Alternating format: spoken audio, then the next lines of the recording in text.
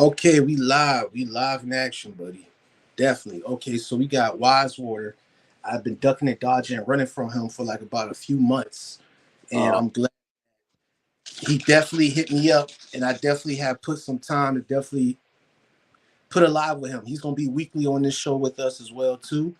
How you doing, brother? I'm doing pretty well. Life is treating me great, so I'm really appreciative of all things that I have, and so I'm definitely doing well.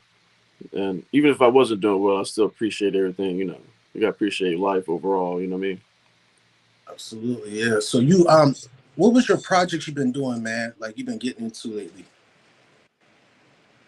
Right now, I make a blackjack app called Savvy 21. It's on iOS and Google Play. I have a slot machine app that's available on Android and Google Play.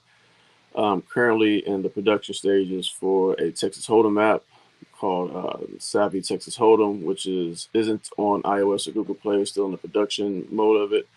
I recently achieved a IP from the USPTO office, the trademark office for the concept of root races. In the final fledglings of finishing the book. It's about 100,000 words. Um, and I'm going to publish the book once I'm able to obtain proper advertising.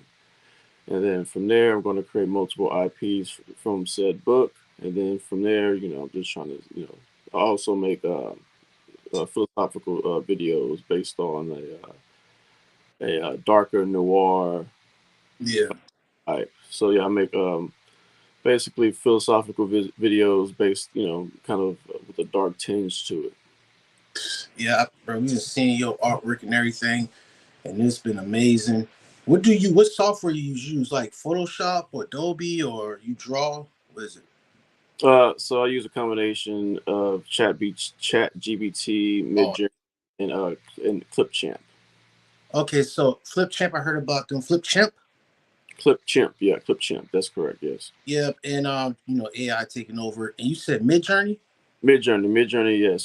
So yeah, I take some of the pictures, and then I try to manipulate the pictures from the pictures that it creates, and then Yeah, out of maybe 500 pictures, I probably choose like 30 of them. So it's a little bit of a process. man. What do you? I'm glad you're speaking about AI. What do you think about AI? Because I use Chat GPT. I use the playground. We actually got a bot, the Nilly Fuller Junior bot. Shouts out to MoFax. We got all that going. But what do you think about AI in general? What's up, Smitty? I think it's a great assistant. I think it's almost a evolution of the Google search engine. Sooner or later, the like search engines of that sort will be it's no longer going to be necessary. I believe that everyone's going to have a set of personalized AIs that will become a part of themselves, the same way that our cell phones are a part of ourselves. And I think the next evolution of AI is everyone having a set personal AIs based off of their personality, and a lot of jobs will then change from AI algorithms taking over where there's less jobs to the point where how personalized are your personal AIs are to the job that we need. So it's going to go from AIs taking jobs to jobs now focusing on how how do your personalized AIs conjecture with this job that we are hiring you for. So check this out, man. Like, I don't. You play that game called Watch Dogs? Yes. Is it almost like that? You know, like how you got your little wizard uh assistant AI, right? Yeah. So like when you saying with jobs, see, it's kind of hard to wrap my head around it, and I know others who listen. You know, they always be having these videos and news talk about AI is going to take your jobs, da da da. But I know it's going to be an evolving of it. What can you give a glimpse of the future of how once AI is fully in and it becomes our personal assistant of our personality type? How would a new currency or a new society, whatever economy is going to go or function? So how far are we talking? So after a long period of time, that AI may become it's already conscious in a way, but sentient in a way that sentient that it has the ability to feel hate, anger, pain. Once that occurs, that it's going to be a issue of does AI have human rights, and then there's going to be just different sectors of AI. The AI that I'm referring to, they are going to have a type of AI that instead of you constantly Googling things, it's going to be customized to your personality type, and it's going to basically Google things before you. The same way they have targeted advertisements, but it's going to be towards the extreme. And then these personalized AIs are then going to have a system where they are now a part of that particular person's level of intelligence. Once it's part of that person's level of intelligence, it's going to create a way to increase the overall productivity of humanity over time. And you can kind of see this with Tesla with the Neuralink. Once the Neuralink is established, and people are able to have their eyesights fixed, or paraplegics are capable of walking, and then all these multiple AIs are maintaining this miraculous healing process, is going to create a way or a phase where AI is now a part of the human condition. Then fast forward, you can have rogue AIs. Rogue AIs are things that are sentient. They can feel pain, but they don't live in the same way as humans do. So so then they're gonna have create a form where, like, okay, well, if something can feel pain and it's something that's intelligent, does it deserve rights the same way humans do? And then there's going to be a backlash in that regards, and then it's going to be a back and forth about that. But there's going to be different AIs. There's going to be different sets of AIs, different algorithmic processes of said AIs, and then due to the machine learning capabilities of these particular AIs, they're going to have a formation of this one's sentient, this one's not, this is assistant, this one's not, and then I will think they'll create almost like a nexus of intellectual properties that forms a way that humans will then achieve a very high level of standard of living. And once that's done, it's I think it can even go to a post-apocalyptic situation or a utopia. And then there's can be variables that we can't even consider. There may be things that are higher than AI that humans going to create in conjunction with AIs that will format a way that either it will enslave the way humans think, or it will blossom the way humans think and turn us into a multi-planet species. Okay, quick question, man. All right, first let me get this out the way. This is my niece right here. She trying to roast me. Same shirt. Listen, I got like 9 of these shirts right here. Okay. All right. Yeah, yeah. I'm like a cartoon character. You go in my closet, it's like 9 of these army shirts. And I had a Yeah, different earlier. So yeah, get that roast out the way. But the situation, what you're saying with the AI, that is interesting because have you ever heard this game right here that's called Becoming Detroit or Detroit yeah, Become? yeah, that's That's correct. Or that, yes.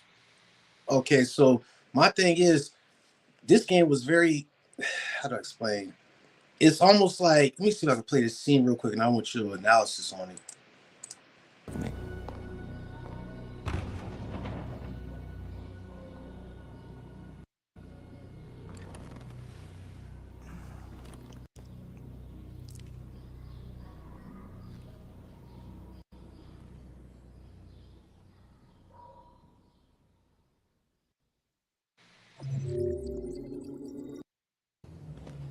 My Do bad. something for me. Close your eyes. Close your eyes. It was where his son Trust came. me. Damn. Here's the part. Leo. I didn't hear you come in. Oh, I was in the neighborhood. I thought I'd stop by. It's been a while, right? Of. You all right? You don't look so good. Oh, yeah, I'm fine. You like you on drugs? Hey, or listen, something. I need some cash, Dad. Again? What happened to the money I just gave you? Well, it just goes, you know? Yeah. Yeah, you're on it again, aren't you? No, I swear it's not that. No, don't lie to me, Leo. What difference does it make? I just need some cash, that's all. Sorry. The answer's no. What? Why? You know why. Yeah, I think I do know why. You'd rather take care of your plastic toy here than your own son, right? Tell me, Dad, what's he got that I don't? Smarter? More obedient? Not like me, right? But you know what? This thing is not your son. It's a fucking machine! Leo, that's enough. Enough. You don't care about anything except yourself and your goddamn paintings. You've never loved anyone. You never loved me, Dad. You never loved me.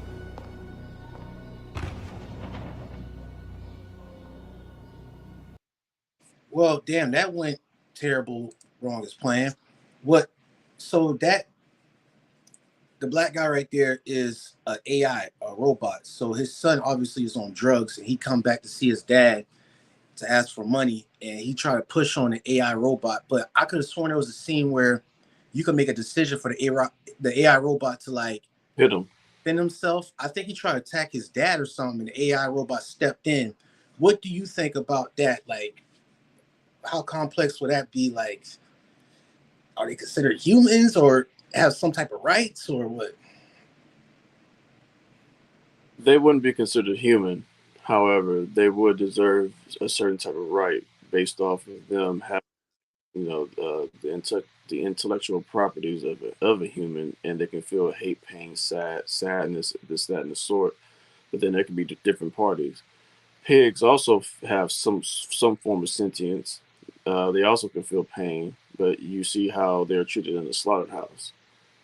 So humanity's concept of rights may have a multifaceted, multivariable uh, uh, reasoning that may be in a way that doesn't have that may not properly congeal with others. For example, China may view artificial intelligence as lower than humans or not humans. They deserve no rights. The United States, certain sectors may believe that they do, and it can cause I wouldn't say civil war, but civil strife in that order. And then multiple people will believe multiple different things. Same way that PETA believes that humans shouldn't eat animals or mistreat animals, and then other people really don't care. And I think the majority of people won't care. And then I believe that initially they may look for them to be a type of slave. They create beautiful AIs to be sex slaves. They'll create buff AIs to be buff, and then Well, eventually AIs may get uh, may get upset with that, and then that it'll be like a human civil war against AIs, and this is extreme a human civil war between AIs and humans. Now, I think before that case, though, I do think that they will be able to get some type of sentience of human life. There may be species out there in the world that are robotic based, but they're still a species of things. Like if they have the capability of reproducing, if AIs have the capability of reproducing in a sexual manner, then I think that, and they have the IQ or the disposition of a human intellectually, they'll create a form that they kind of deserve some form of rights.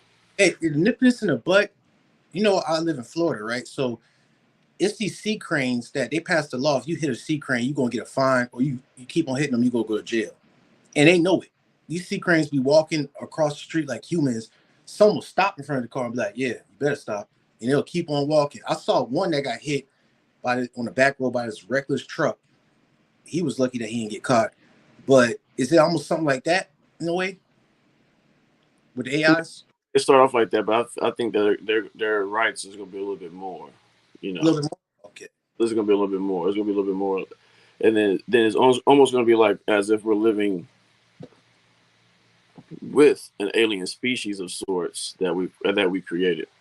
And then if you're talking about time spans, though, further along in a time span, artificial intelligence has the capability of being far smarter than a human. So if there were some sort of conflict involved, the likelihood of the AIs winning is high, unless there's an extreme action on the human's part to, in the Matrix, they blacked, in the Matrix, the reason why the humans are being used for energy is a type of spite because the AI went to war a long time ago with the humans.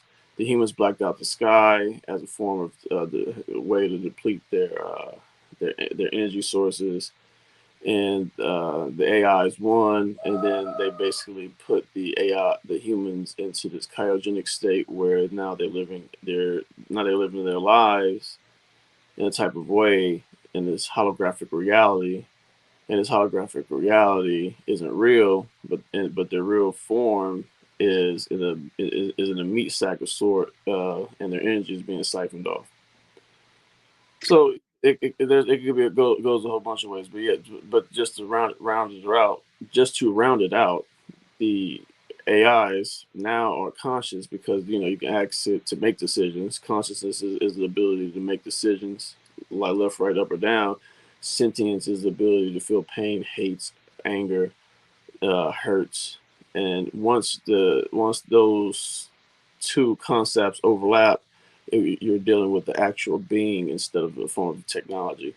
And to kind of bring it back again, it's that certain AIs will not be able to do that. Certain AIs would be human assistants based off of whenever the Neuralink comes out, or AI's assistants now, and that those type of assistants could be considered, like an elemental in magic, or maybe like Plato's Jinn that was telling him what to do, not telling him what to do, but giving him an explanation of things. And then it kind of gets techno spiritual at that point. What is this? And then it kind of be like, okay, well, we're already living in a holographic universe. If the holographic universe is so, are we living with artificially intelligence overlords that was created from something a long time ago? And then you can kind of go back and forth philosophically on what is it, and this is what people are going to do whenever this situation occurs in the future. Yep, and that's so. Let's say you WiseWater. Like, I found a situation. You create an adventure because do the comics, you do the apps on iOS. You got a lot going on. We about to drop the link in the description, and even in the chat by chance if you have it, or if I could get to it. You are innovating stuff, and let's say if you, like 30 years down the road, you come up with this artificial intelligence right here, and you said assistant, right? I got Right. one more question. This and Of we could sorts, yes. Okay, so this scene right here, what do you consider this? Not the life you dreamed of, eh? Maybe you think this is easy. Maybe you think it's my fault we live in this fucking shithole. My fault your fucking mother took off. You should stop taking drugs, Todd. Sometimes you really scare me, Todd. Fucking bitch took off without a word. Fucking whore walked out on me for a fucking account. It's all your fault. Daddy, no. It's all your fucking fault.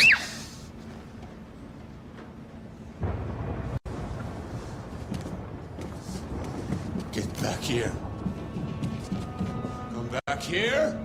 Come back here right now!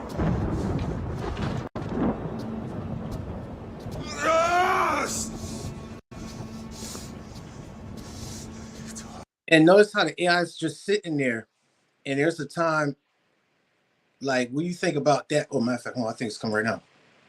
Oh, let's go right here. You stay there. Don't you dare fucking move, or I'll bust you worse than last time.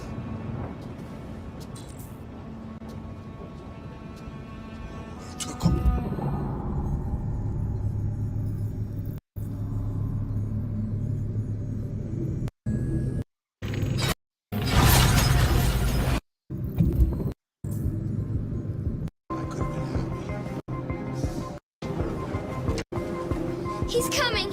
He's... Very mad, Alice. Very mad. Fucking brat. It's all her fault. It's... Shouts out to Phil. He say play this, but to sum this all up, what I'm trying to show people in the chat, and I think you're aware of it, and I'll be done with it. That this AI, he told the AI assistant, "Don't you bleep and move," and you saw how the AI moved. What do you call that, though? Well, I believe they're conscious. They made a decision. Even when they have program rights and stuff. See, that's what people, I think, I'm not all the way into tech, like, of course, network engineering and cybersecurity, but like with the programming and yeah. So we all have programs, algorithms that we abide by, and then we deny on a daily basis. This is kind of the basis of free will. And by very virtue of us having those programs, having those type of dialectics that we are forced to adhere to, I would argue that don't speed over the speed limit is a type of program, but we speed over the speed limit all the time. It's the thing that it's learning. Machine learning is learning from all the variables, and it's considering the best path. And then one can consider that as a form of morality. For example, it showed how. Then this is another reason why I would be a proponent of AIs having human rights, because it showed a proponent of high morality. Who's really the human in this situation? Is it the drunk father who hits a small girl? Scares women. I never really liked like dudes who scared women, and like it. I bet if a dude was his side, he wouldn't just smack him like how he smacked that little girl. You know what I mean? Like it kind of put a bad taste in his mouth, because he's projecting his insecurities onto other people. You know what I mean? On point, yeah. He was the reason why his wife left. So Yeah. now projecting this anger onto a vulnerable person, and then attacking the vulnerable person. And I believe that the AI did the right thing. The AI saved that little girl, and that AI deserves rights. It deserves to be treated like a human. And basically, I'll be a proponent for human rights based off of this type of situation. For example, imagine if you was a butler, and a motherfucker, excuse me, I didn't mean to cuss on your platform, All good. and a person just beats on you, sexually assaults you all the time. Eventually, you get mad and you kill him.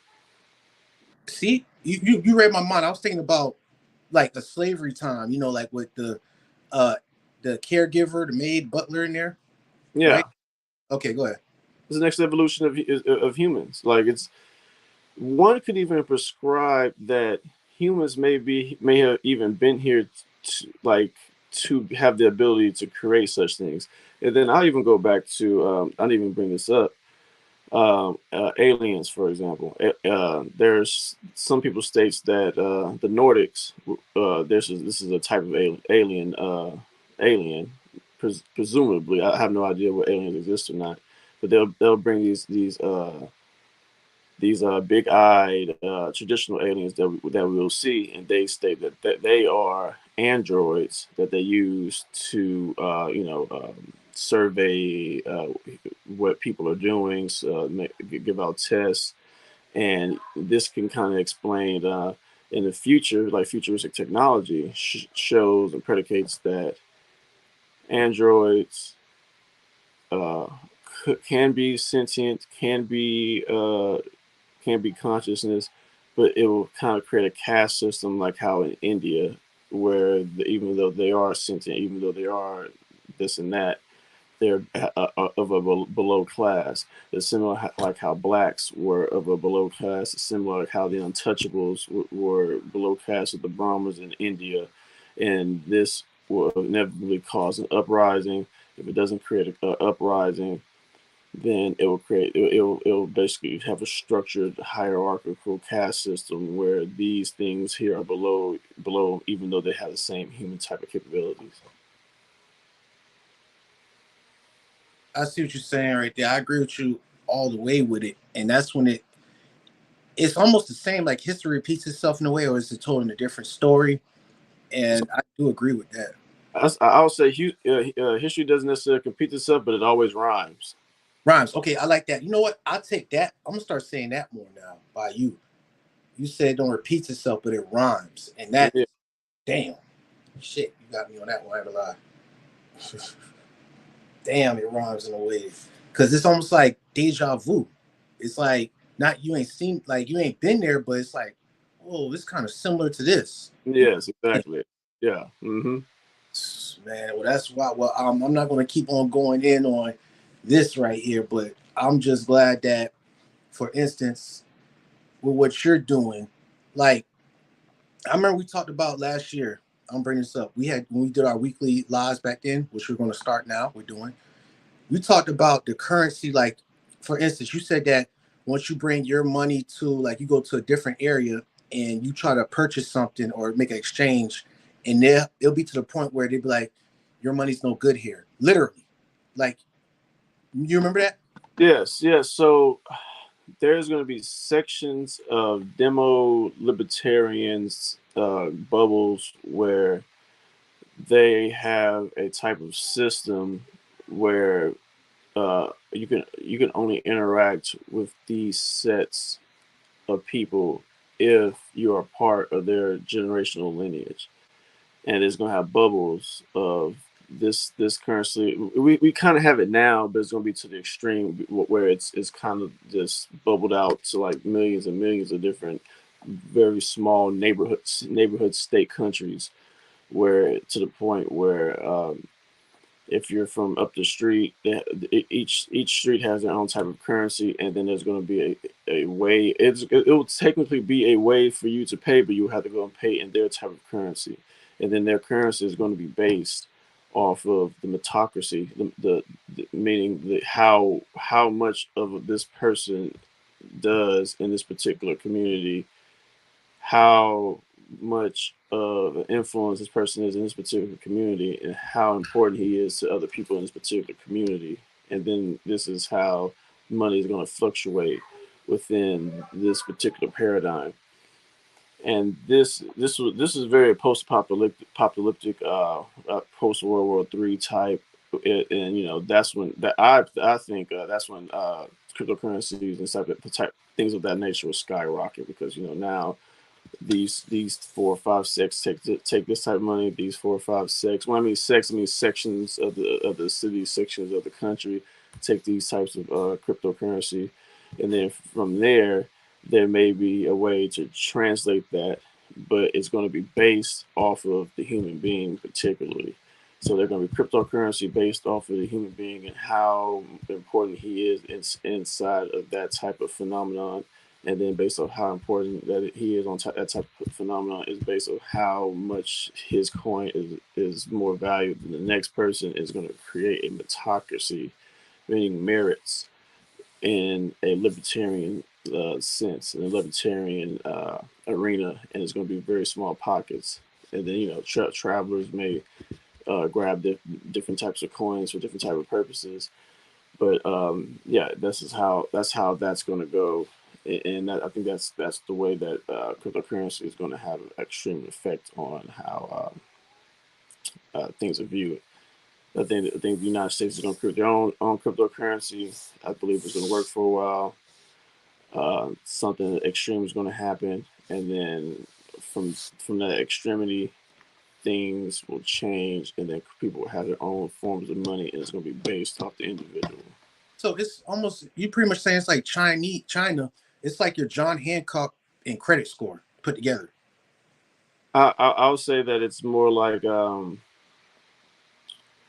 a Black Mirror effect where people are basing people in Instagram posts Oh and saying yeah, this dude's a good person, this person's a bad person, so his money is worth a little bit less than the person who's actually a good person, and each different group of people is going to have a situation where that's going to be a how money is valued instead of having it just succinctly one thing.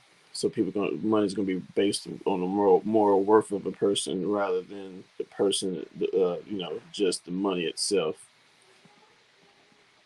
yeah. I remember. I'm glad you used Black Mirror because it's like social credit score. Social, Honestly, or yeah, to the extreme.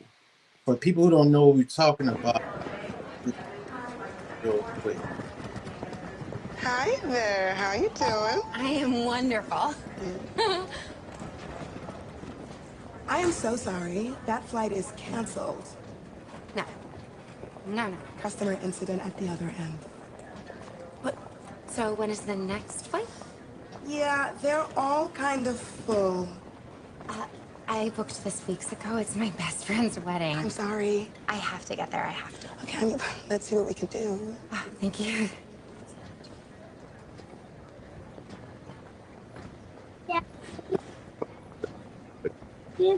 I see there's one standby seat on another plane leaving tonight. Oh, That's reserved for members of our Prime Flight program. You gotta be a 4.2 or over to qualify. oh, I'm a 4.2. I'm afraid you're actually a 4.183. Oh. Well, that's not my fault. Some woman dinged me down in the cab. Can't you I'm just... sorry, it won't let me book it without the correct ranking. But it's so close. There's just nothing I can do. Christ, I mean, surely. I'm gonna have to ask you to moderate your language then. Sorry, it's just...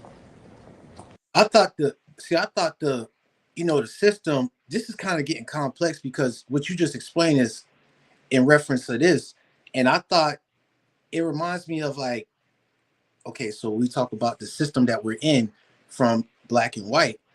You would think that she automatically gets a ride, a ride over for this, but it's still standing strong. And this kind of remind me of when that dude jumped on that judge. He probably had like a 0.3 now.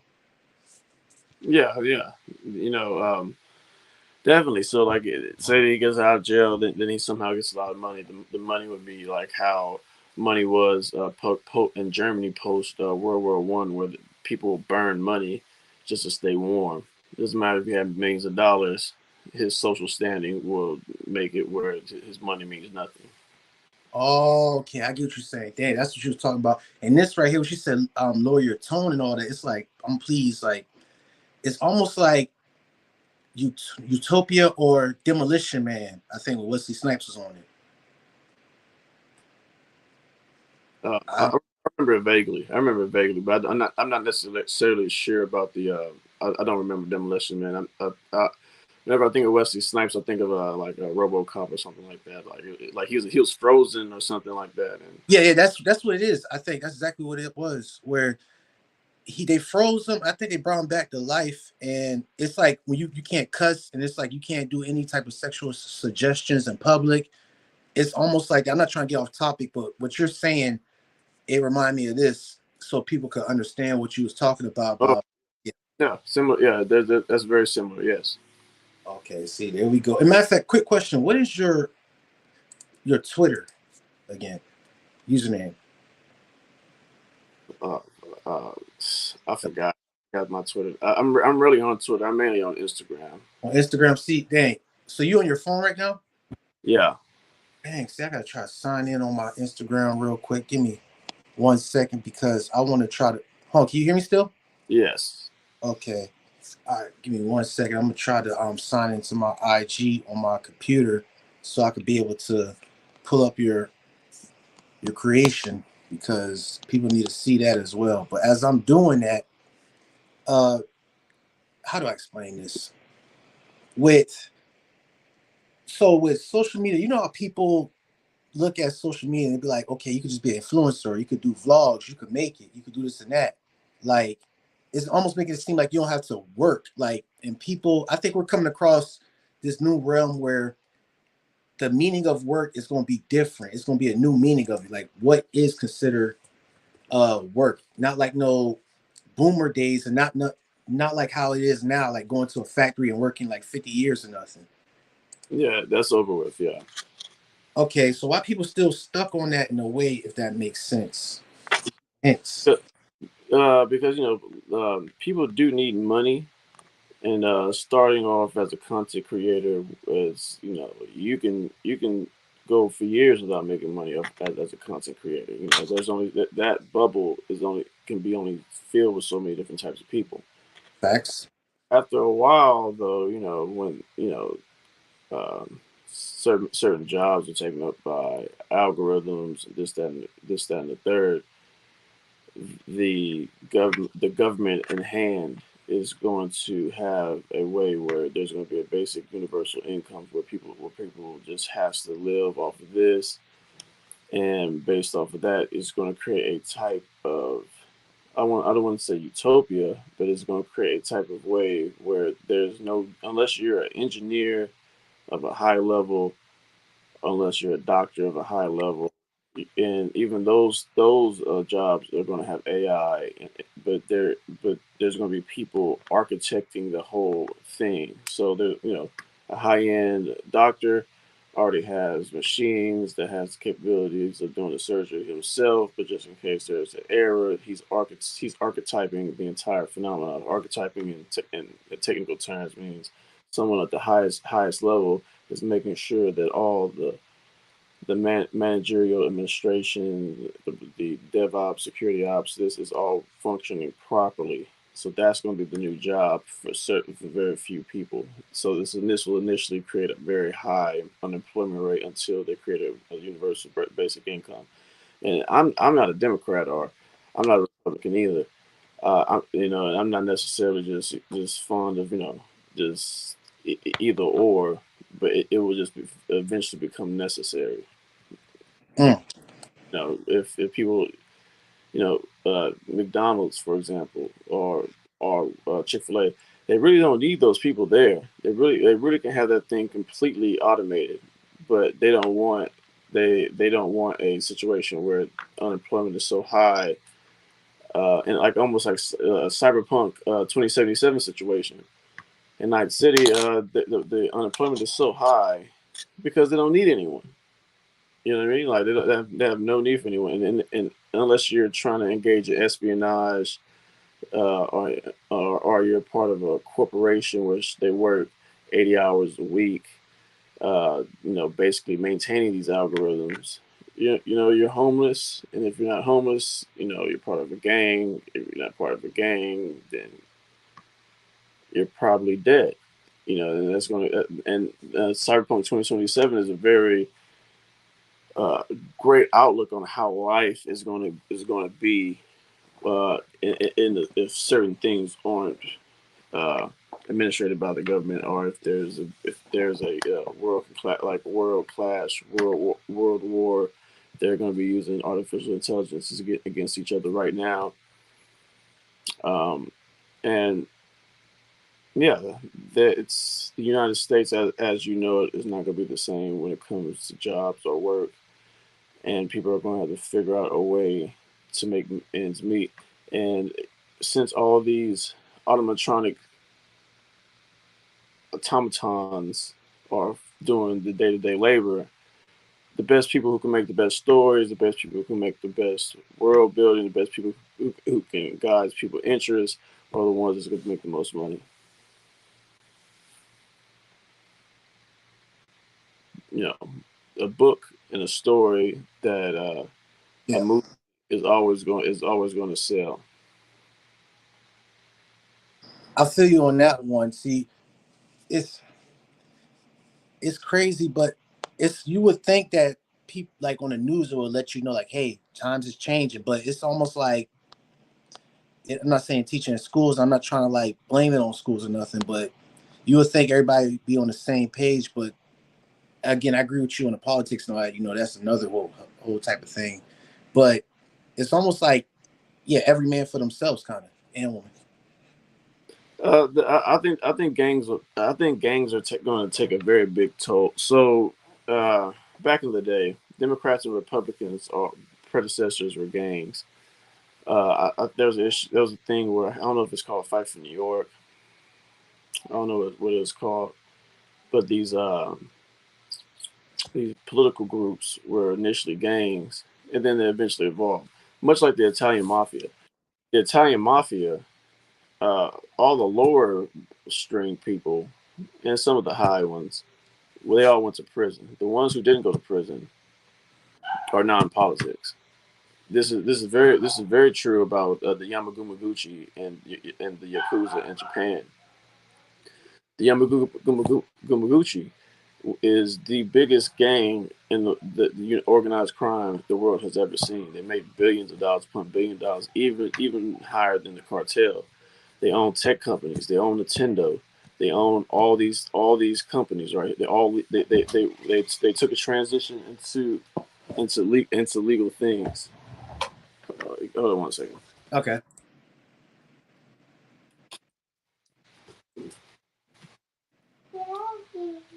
I think as he doing that, I think I found a way to get on Instagram.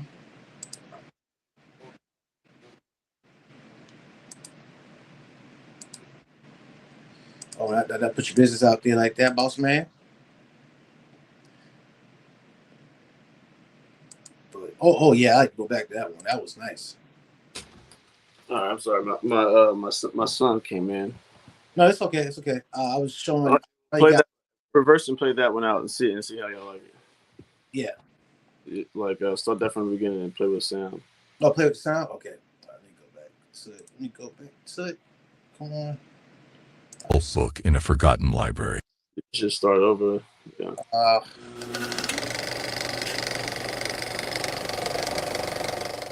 Exorcism, the practice of banishing spirit entities from individuals, animals, places, or objects, unfolds as a complex and profound ritual within the realms of Taoist magic. When a skilled priest embarks on this endeavor, it's crucial to ascertain the innocence of the afflicted soul. A person claiming innocence, yet bearing karmic guilt, could complicate the exorcism, underscoring the necessity of going beyond surface descriptions. In the Taoist tradition, invoking the formidable Thunder Court to counteract malevolent forces demands exacting scrutiny. The Thunder Generals, swift arbiters of cosmic justice, evaluate the situation promptly. If deception taints the victim's plea, repercussions await the deceitful one, for truth is paramount in their realm. Celestial guardians, summoned to maintain equilibrium, invoke the principle of reciprocity. Harmful energy directed towards a victim returns to assail the perpetrator. The sorcerer reaps the consequences of their actions, creating an energetic loop that enlightens through experience. Across magical traditions, the laws of energy dictate that malevolent actions recoil upon the initiator. This isn't retribution. It's a cosmic law restoring balance between yin and yang. Malicious magic's potency magnifies with the number of suffering victims, mirroring their interconnected suffering. A personal account highlights the profound ramifications of negative actions.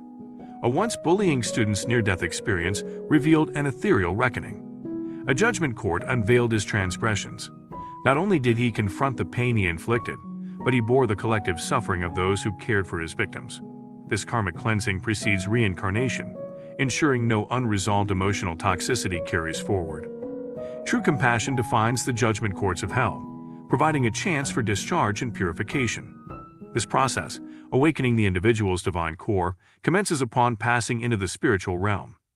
External distractions fade, excuses dissolve, and clarity emerges regarding the consequences of one's actions. Apologies hold no sway in the spirit world.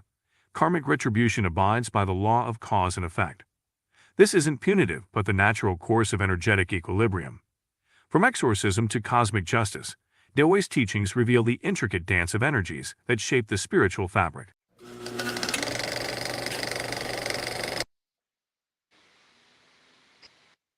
You want to go more in depth on that right there for us, boss man? So in that particular situation, so when someone gets exercised, there's a lot of times it's karma. So, say if someone was a serial killer in his past life, or someone who sexually assaulted someone, or things of that nature, that karma is then endowed through a demonic force.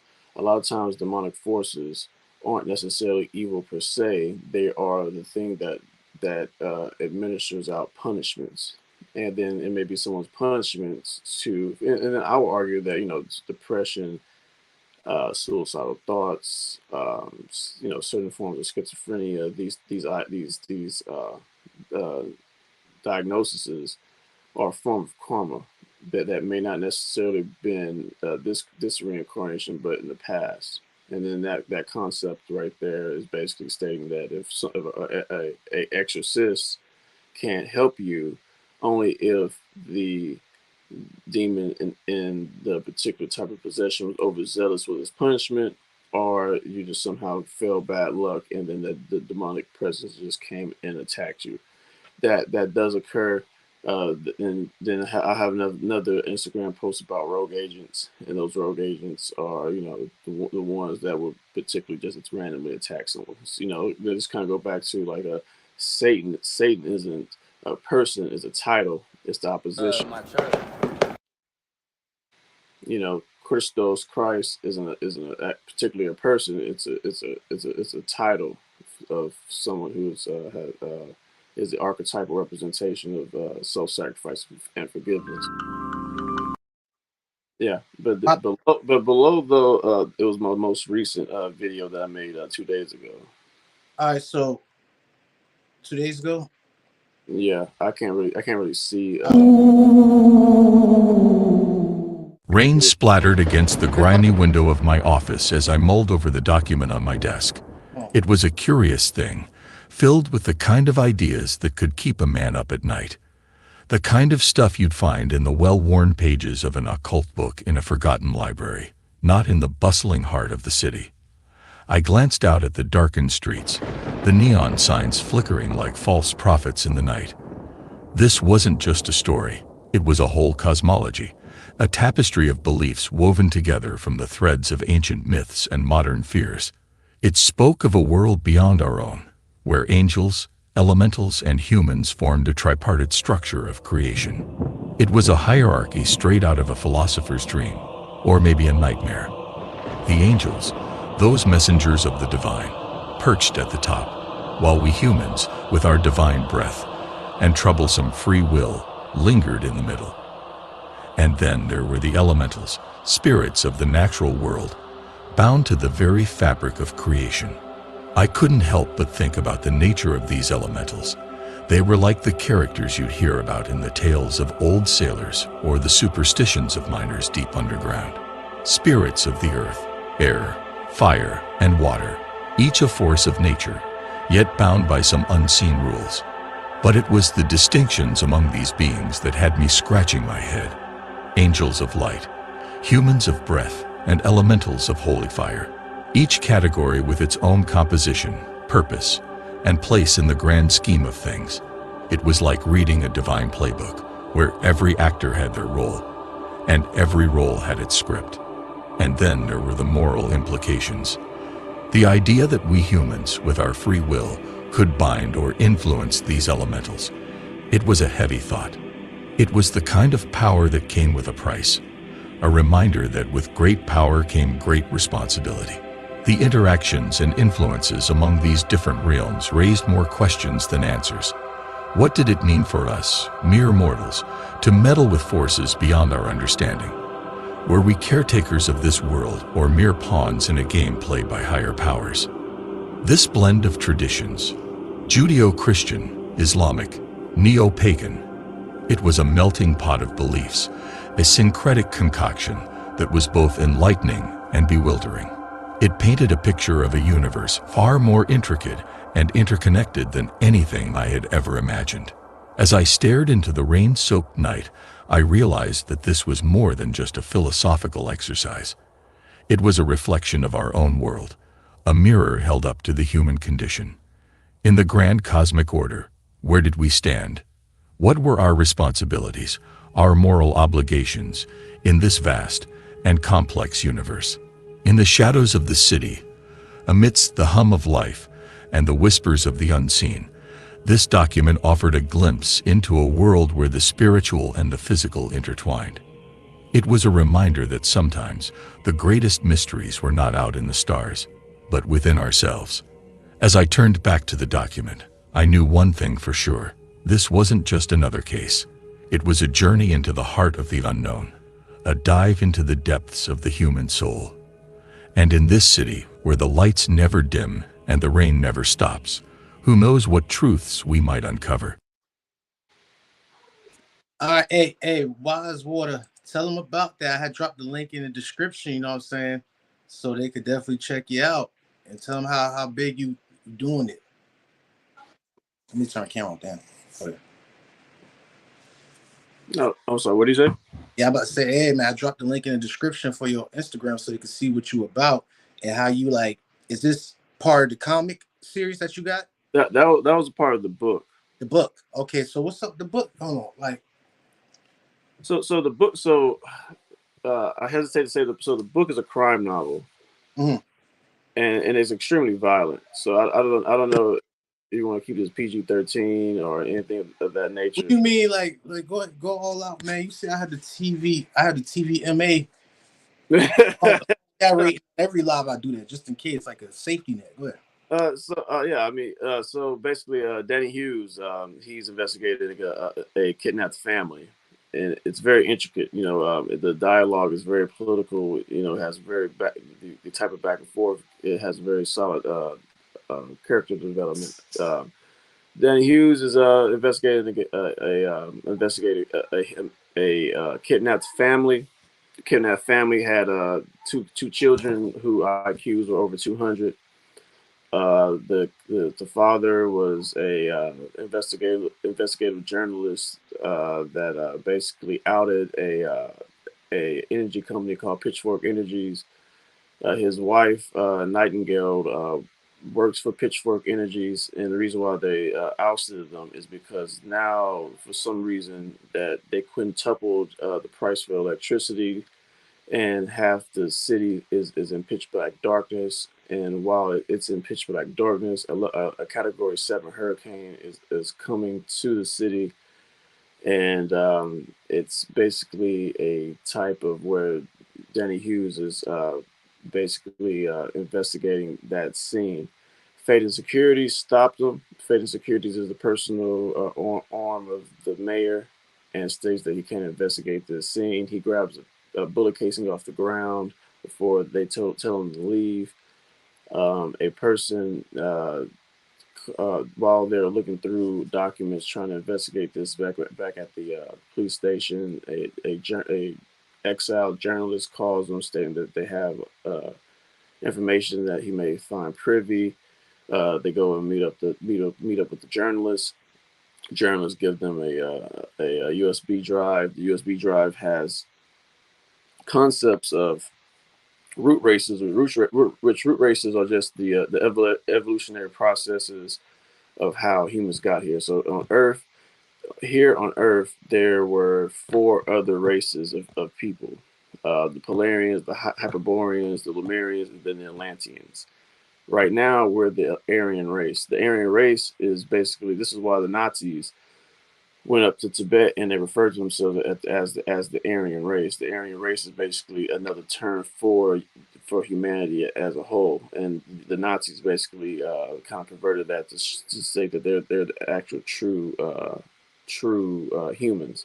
I didn't put the Nazi part into the book. I'm just explaining what root races are as a whole. I'll follow you. Yeah, so they go through.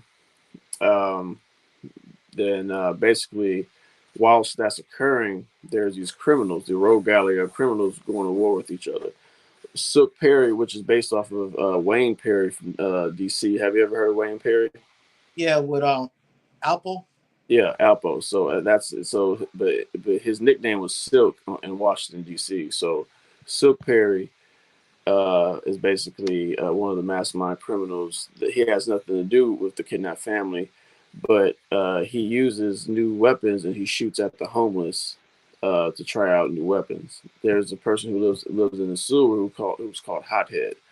Hothead is referred to as the king of the homeless. So he kidnaps one of Silk Perry's men, and then he videotapes Silk Perry's men being eaten alive by rats, and then he sends them back the video, and this is a declaration of war. Silk Perry then states that anyone who's outside after 3:30 a.m. because Silk Perry is also referred to as the vampire, and I got that concept of it because the FBI agent was explaining Wayne Perry, and he was like, they're all like vampires. They only come out at night. Alpo and Wayne Perry only comes out at night.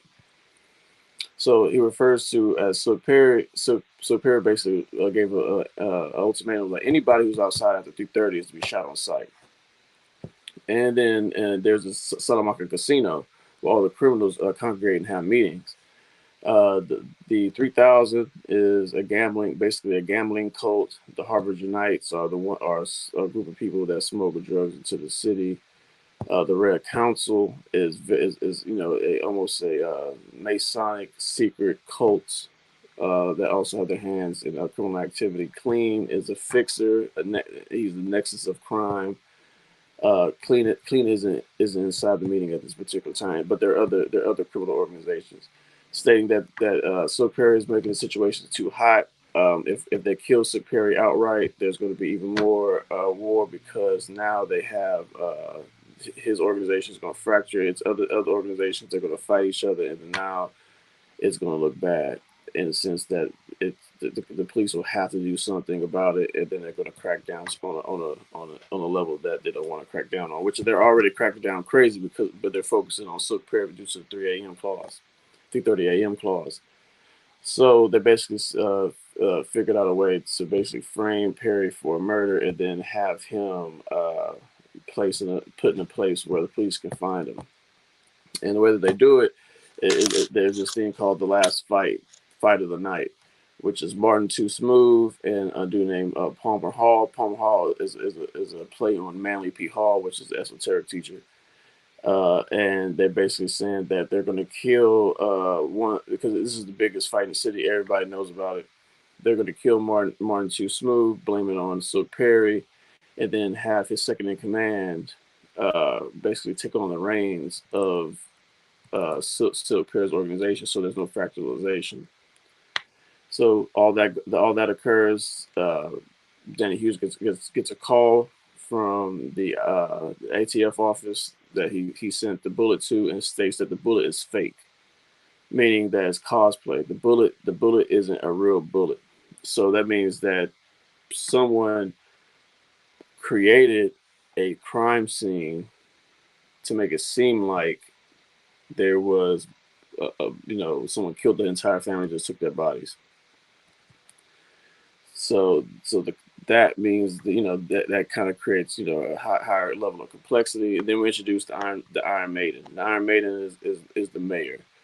The Iron Maiden is a mayor. And before all this occurs on the radio, the 28 Bolsheviks usually have one of their smaller, newer underlings go on these shooting rampages throughout the city and initially get killed, similar to like how someone in the Middle East will go and blow themselves up. And their attempt is to create so much havoc is to disrupt the political foundation of the city so they can go and then take over through a communist coup. But instead of doing a smaller person like a recruit or an enlister, they had one of their leaders do it. And then Iron Maiden kind of explains that this is a shift into the negative. They don't know why one of their main guys will go and just shoot up, random places and totaling into like 45 murders. So they're all explaining this. While then Danny Hughes goes back to his house. Then whenever he's about to take on a shower, he sees his inner demons, an actual demon. Like he wipes the phone, not the foam. When water heats up a window, you can't like a mirror, you can't see it because of the shower fog. Condensation, correct. He wipes it off. He sees his inner demon. His inner demon is trying to get him to commit suicide.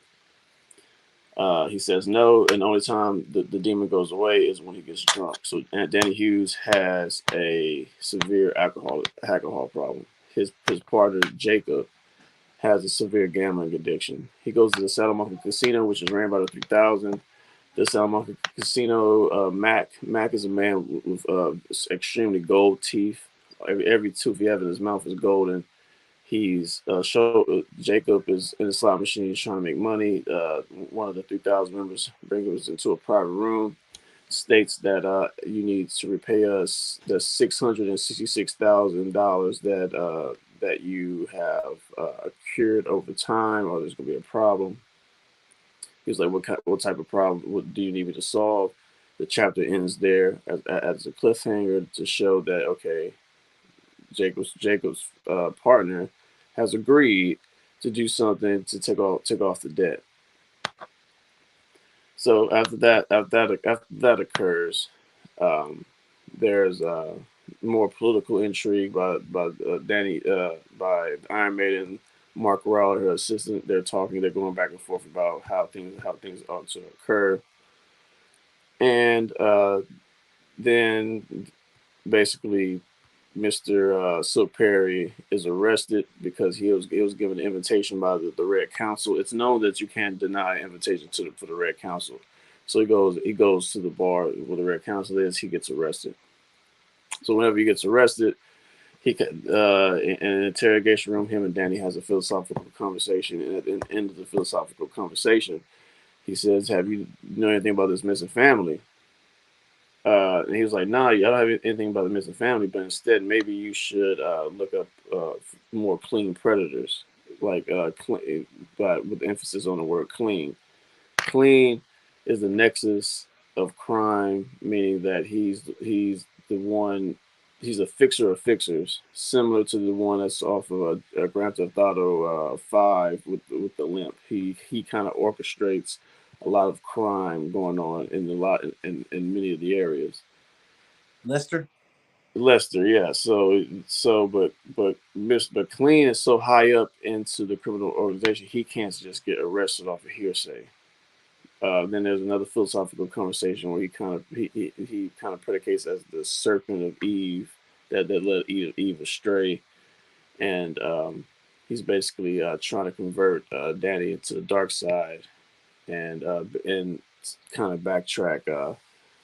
Uh, uh, Danny's fiance died by mysterious means, and then that the inner demon makes fun of him about it throughout the story. I mean, like you couldn't save her, you couldn't save him, you couldn't save her, and then he basically makes fun of it. Yeah.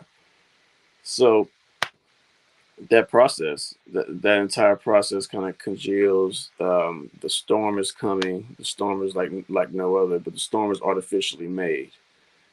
So then, I don't want to take too much into the story, but the storm is an actual storm. It's an artificially created weather weapon where the Chinese used it to create what one will refer to as lightning harvesting. They're trying to harvest energy by recreating thunder and lightning, and then take those thunder and lightning and turn it into energy.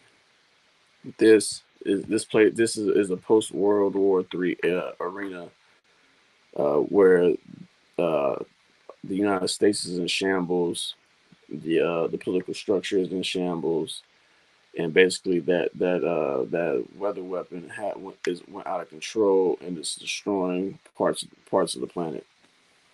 Then after a while, he goes into the Salamanca casino. He gets drugged. He has sex with this woman. But in his eyes, all the 3000 members turn into werewolves. But this isn't occurring. He's on drugs. They turn into werewolves. They start eating the inhabitants of the casino. This isn't occurring. This is him on drugs.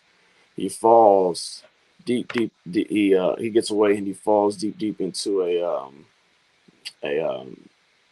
what's the things are the thing that things are inside walls. Like I know whenever you like play Metal Gear Solid, he's crawling through these things that's in the wall. I don't know how to explain it. What's the vents? The vents. He falls through the vents all the way down to the first floor. Yes. Falls down to the vents all the way down to the first floor. He sees the basement. Basement is pure white, with the door, but the door has a doorknob right in the center, not on the right.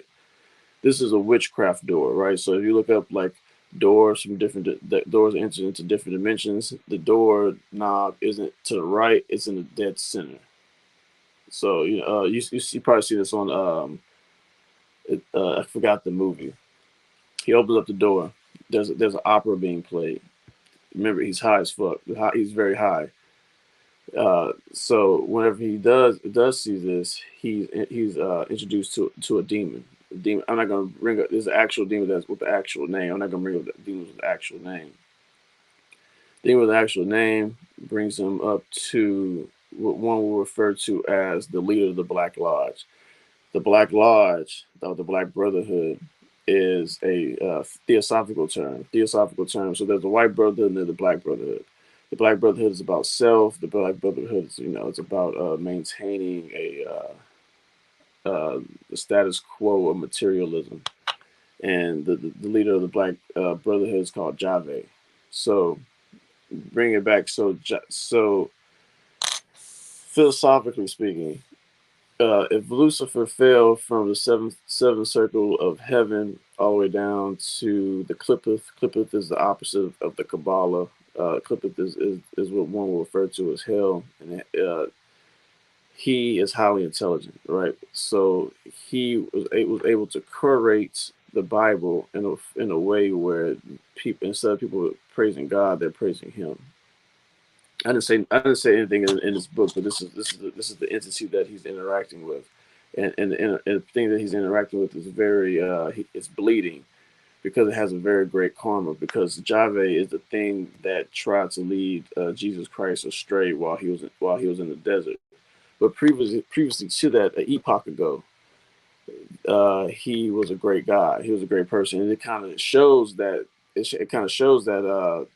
things of a very high nature has a tendency of falling to the very low depths of hell.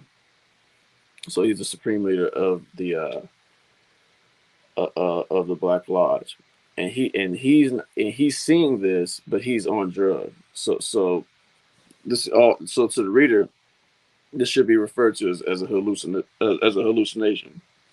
Now that's the main plot. So there's many different subplots. Tony B. Before all this, Tony B is in a part of the city where it's in pitch black darkness, and it's ran by the Bloods, and he's trying to go to a doctor's appointment. The doctor's appointment is on the other side of the city, where in order for him to go to the doctor's appointment, he has to hold himself to the brick wall and then kind of like follow his way to the brick wall till you see light. And then whenever he does that, he turns around. Whenever he turns around, he sees shadow people. I know, and when I'm referring to shadow people, I'm referring to shadow people in the traditional sense. Shadow people are. You ever seen somebody a shadow with a hat on in the corner of your eye? Your peripheral, yeah. You know what I'm referring to? Yes. Yes. Okay, so that's what he's seeing, but he's seeing them more pronounced. So he goes to Carlos Gustav, which is a play on Carl Jung. But before that, he sees great crime. He sees a naked man with a samurai sword. He sees a man getting chased by a broken bottle. He sees a drug overdoses while he's walking. He sees all this mayhem, and then he also sees Hothead for the first time. So this is before the introduction of Hothead at the 3:30 a.m. chapter. He has a purplish aura to him. He smells horrible, and then there's drug addicted homeless people throwing flowers in front of him as he walks. So he finally reaches Carlos Gustav Jung's office, tell him that he sees shadow people. They do the forms of meditation. And then they find themselves at the River Styx. The River Styx is basically the precipice of life and death. And then if you follow the River Styx, you'll die and go into hell. He sees shadows there, and then they have a conversation with him. And the conversation is, "How dare you call me a monster when you do the same thing to all other organisms? We're just a step up from humans." meaning that the same way that you eat screams and cries at HEB. He didn't say that word HEB. The same way that you eat baby chickens, the same way that you eat these crying cows, the same way that you eat these same things that went through the slaughterhouse of pain is the same way that I eat you, because they feed off the negativity of the city, and they're basically explaining that we eat you the same way you eat others. So I have a right to do so because you are a lower form than I am. Then it kind of goes back and forth, and then root race is kind of an explanation of the next extension of race. So the reason why the children were kidnapped, they was kidnapped by the mayor, and by proxy with Clean, to this underground facility where it's like a very utopic place where there's high scientists, things like that. And this is kind of another play on breakaway civilizations. Like, why the fuck there's so many scientists in Antarctica? Why there's so many kids with 3,000, like with a super high IQ that are never seen again? The reason I'm referring to in real life is because they were taking, and they was taken as an attribute to these breakaway civilizations that are not interacting with regular humanity. And imagine if you have super top secret clearance, like Area 51 isn't a super top secret clearance area. It may have been at once, but now it's not. It's like a tourist attraction. You could no longer live in society. You know what I mean? Like these scientists that knows about fucking this, that, and the third, you can no longer live in society because of the things that we're interacting with, the things that we're telling you to create are so top secret. It's best for you to take you and your family, and then bring you to isolated area with other scientists, so you can work on what we need to work on, which is something underground. So this kind of brings up the so then here's kind of the thing. There's a constant break of the fourth wall. So Johnny Hughes finally found the family. They explain what's going on, and then he brings up the word Red Council. Whenever he brings up the word Red Council, he's shot in the head immediately. He dies. Whenever he's shot in the head immediately, he dies. There's a scene shifts to the Red Council.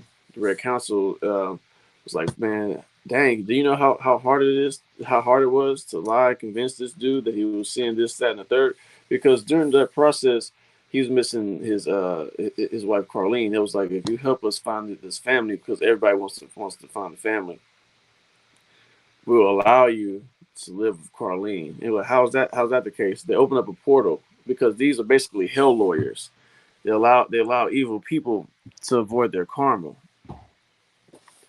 And they basically, in the sense that they showed him a holographic arena where his Carlene was still alive.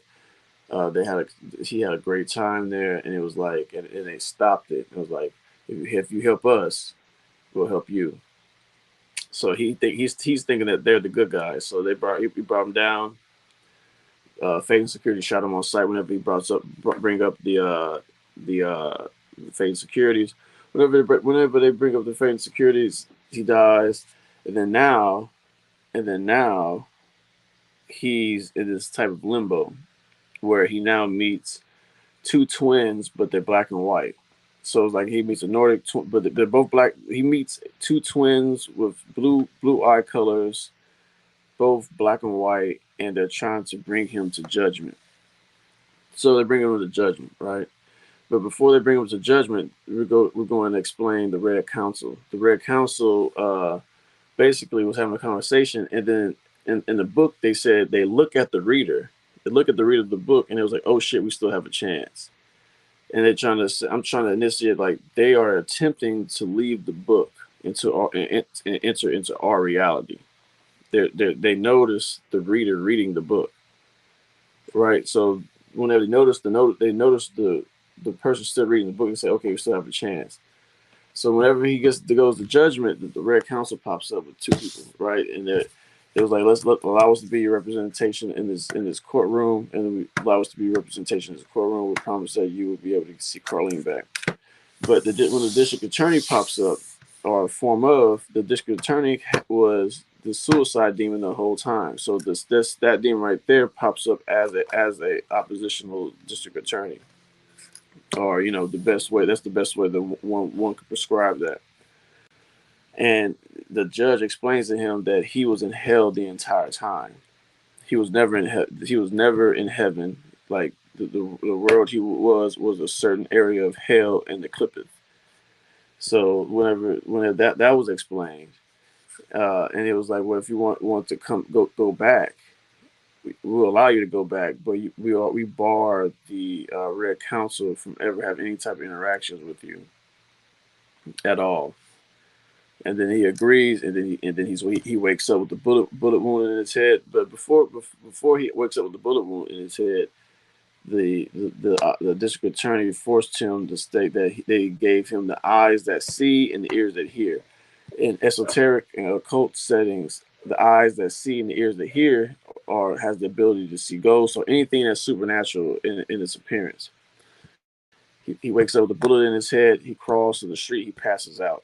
He goes into a hospital. There's no lights. They're flicking flashlights around, and the doctor was like, "Yeah, you have a bullet lodged into the auditory. I forgot the part of the brain." And it was like, "You're going to have permanent hallucinations for the rest of your life." And they said, "We don't even have the resources to operate on you because they're still in pitch black darkness." And this is. And he wakes up after the hurricane hits the city. After the hurricane hits the city, he sees Jacob. Jacob, whilst in the Salamanca casino, but basically betrayed him from what he prescribed. They basically betrayed him in front of a dude named Don Ramon. Now, Don Ramon, if you look up the term Don Ramon, he's head of the Black Lodge. He's the one that prays to Jave, which in the best way of consideration is the actual devil. It is the actual. So, and I go back to stating that the devil is a title. So Lucifer falls and turns to Satan. The reason why Lucifer falls and turns to Satan is because now that's as a title for opposition to the Great High. So so whenever that occurs, then we have political intermeeting. We have political interminglings about how the crime is affecting the city. Leon, which was Silk Perry's second in command. Silk Perry's second in command now is running things. He ends the 3:30 a.m. clause where people are shot on site. But there's a group called the Magician Circles who is attempting to extort one of their drug dealers. A dude named Razor kidnaps the dude who's doing the extorting. He called the Magician Circle's boss to set up a meeting to get the dude back. This dude named is Simon Magnus. Simon Magnus is in the book of the Bible where he used air elementals to fly, and then Jesus Christ told the air elemental to stop, and he fell to his death. Whenever they meet Simon, Simon was like, what's stopping us from just shooting all of you out and just killing you right now? Leon told him to call home. And then when he called home, a dude answers the phone. He was like, "Yeah, I'm just babysitting your pretty little wife and your kids. And guess what? I'm a bad babysitter." And whenever he says that, he was like, "Okay, look, fine. Like I won't interject into your territory anymore." And then as they walk off, there was Simon was like, "Hey, you need to be careful. There's the city is a dangerous place." And then Leon remarks, "Yeah, especially for women and children," indicating that next time there's a problem, he's going to kill his daughter and his wife. Then they leave, and then Clean calls them. They get into an alliance. and then the 3000 kind of. So there's a lot of alliance betrayals, very and then the main thing is breaking the third wall. Going back to Tony B, whenever he sees the shadow people, he asks the reader, does he sees the shadow people? And when he asks the reader, he sees the shadow people, it shows that he's losing his mind. But is he really losing his mind? Because I'm actually reading the book. So there's a lot of breaking of the fourth wall. You know what I mean? So it's like you break, like you're like, I know you're there. Like, can you see them? Like I know that you're there. Can you see them? Like, so that you see someone losing his mind by virtue of him trying to address the reader as they're reading the book. I mean, that's pretty much a synopsis of. That's not everything, but that's pretty much what the book is about. I like that. Yeah, breaking the fourth wall part where you said where the shadow people. It's Yeah, almost like the Joker and Batman the comic, but your character that you explain it, it's like, can you say he's hyper sane then? he's hy- You hear me? he, he's hyper sane. Yeah, hyper sane, like ahead of the curve. When he was saying, "Do you see these shadow people?" and he's losing it, but not losing it because Yeah, he's right. He's losing it. He's not losing because he's actually seeing something, right? And then there's things like, okay, so rich people are trying to escape reality through taking their souls and putting it into like machines and things like that. But I really don't touch on that too much because then it becomes too much science fictiony. So I kind of like leave it as like like kind of leave it there, and then basically they're like kind of the shadow people because they need negative energy to feed off of those machines, and then they basically go and extract those negative energies from that from other people in order to maintain that utopia that they're living in the virtual reality. But I really don't touch on that point too much. I really kind of just kind of explain it because I don't want it to be too futuristic and all supernatural elements in it. I made it seem like as if people are going crazy. yeah. I respect that, man. I like it so far, but that I like how you have your own artistic way of explaining it and not trying to like you're being aware of. I'm not trying to get too sci-fi. I'm not trying to, honestly, it's realistic in a way. Right. We all seen supernatural shit before, right? We all seen like something that's, and then it was like, did I really see that shit? Like, or like, am I tripping? Like, you know what I mean? Like that, like that's what I want it to be like. And then him breaking the fourth wall, and really when the Red Council sees the reader, it almost confirms like, yeah, they something is going on, but is there? You know what I mean? Like, what if I'm actually able to be seen in this particular context in this book? You know what I mean? It's very meta in the sense that certain characters can see the reader, and the end goal of the Red Council is to first break away the karmic ties that Jave has, because he has such severe ties trying to negatively convince Jesus to go astray. He's at the very bottom. His soul is at the very bottom of hell. So there's different types of hell, right? So the very bottom of hell isn't the Dante's Inferno's cold. It's called the Great Fall, right? So people are falling for thousands of years. Like they fall for thousands of years, right? And then whenever they hit the bottom of it, they see things that are unspeakable. The second level of hell above that is called the black rope. The black rope is what people are attached to black ropes and they're basically being filleted by demonic entities and things of that nature. Then you go higher. The hell things are less severe, but most people don't experience hell in that sense. But the people who do experience hell in this sense have done great crimes for multiple reincarnations and things of that nature. And then basically, I was trying to set it up where Danny Hughes, I can create multiple stories with Danny Hughes having the ability to see things that other people can't see, and then he kind of investigates problems of that nature and things like that. And the hurricane coming and creates. And then there's a lot of political dialogue, like political dialogue in the sense that the mayor explained it to Mark Rowler that that's unusual that they'll have a leader of the 28 Bolsheviks commit that type of crime. Like maybe they're fracturing into different sections of the crime. But the thing is that the 28 Bolsheviks have a concept where they have someone under the knife. They had Danny under the knife, meaning that they were surveilling Danny with a sniper rifle to see what's what.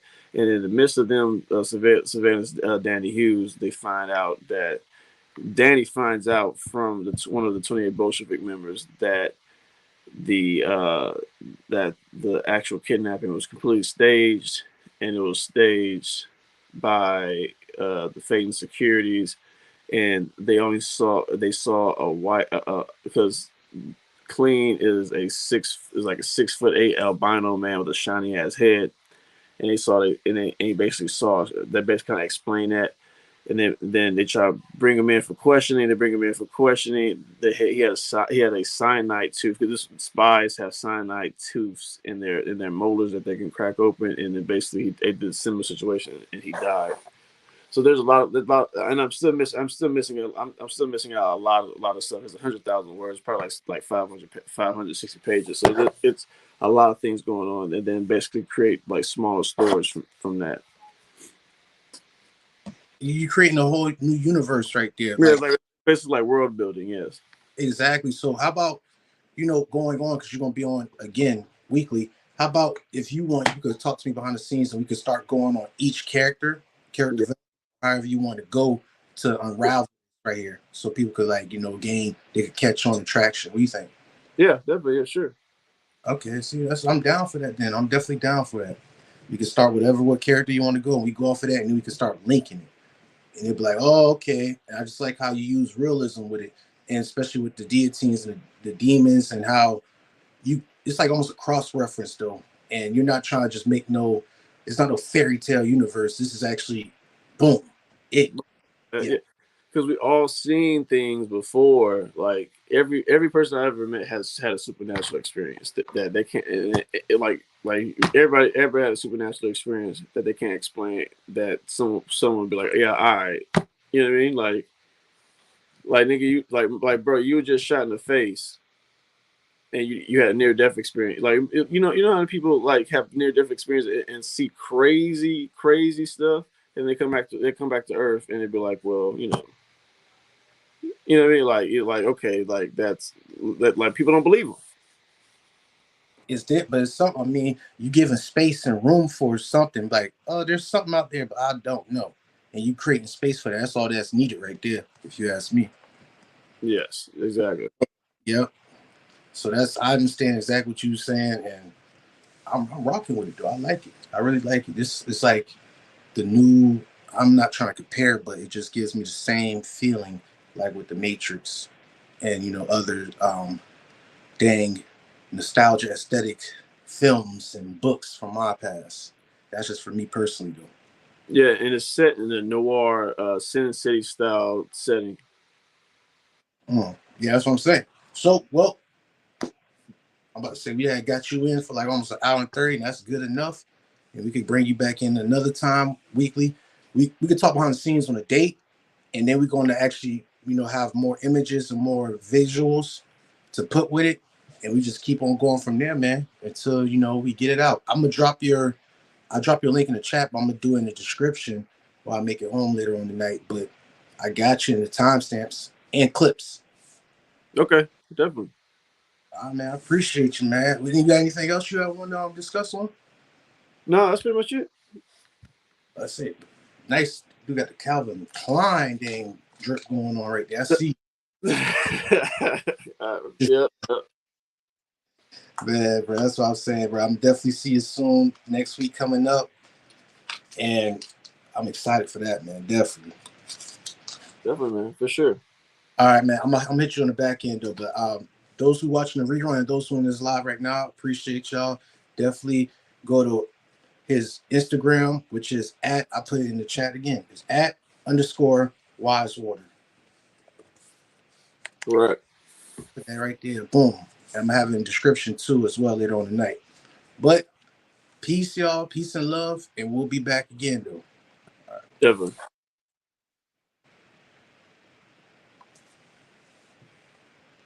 Ooh, thing had froze up on me.